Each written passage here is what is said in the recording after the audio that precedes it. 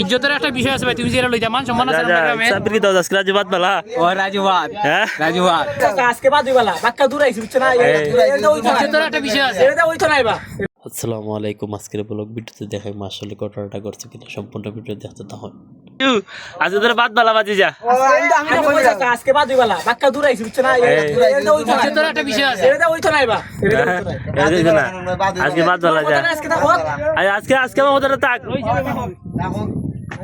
ইজ্জতের একটা বিষয় আছে ভাই, তুমি যেটা লইতা মান সম্মান আছে না গ্রামে। সাবির কি দাও আজকে রাজুবাদ বালা ও রাজুবাদ, হ্যাঁ রাজুবাদ বুঝিস তুই আমার মাঠে কইস না, তুমি একলা বাদ দেও। তুমি গিয়া কইবা যে তোর মতো হয়ে আজকে রাজুবাদ আমার সাথী ভাই ওইটা যে করতে এত সুন্দর।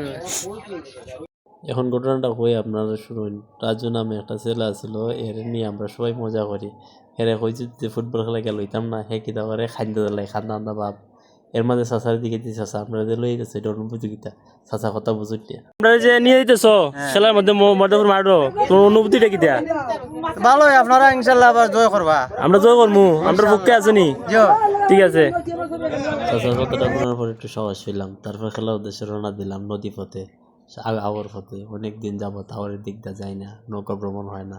খেলার সিরা নৌকার ভ্রমণ হয়ে গেল। এর মধ্যে সাবদি হতে চাচা টাকা তুললো, টাকা তুললে আল্লাহ কইলো চাচা কত টাকা হয়েছে, কইলাম যে 800 টাকা হয়েছে। আরও 100-100 মধ্যে খুঁজতেছে কার টাকা লওয়া যায়। আসলে মাঝে মাঝে ভ্রমণ করলে ভালো লাগে। এর মধ্যে আমরা আওয়ার পরে খাওয়া দাওয়ার ব্যবস্থা হয়েছে, আমরা খাওয়া দাওয়া করলাম। খাওয়া দাওয়া করে সবাই আমরা প্রস্তুতি নিতেছি যে কীভাবে খেলবো, কীভাবে কী হবে।